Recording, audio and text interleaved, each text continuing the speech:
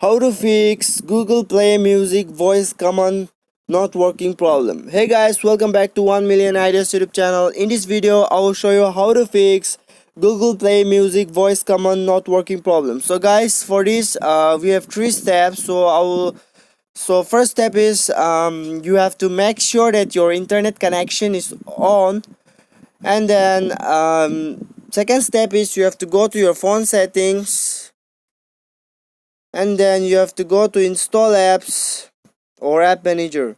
Here is it. And then you have to go to Google Play Music. And guys, now you can see here a button, force stop button. Click there and then press OK. And then click on storage, and you have to click on clear data. You have to clear all the data here.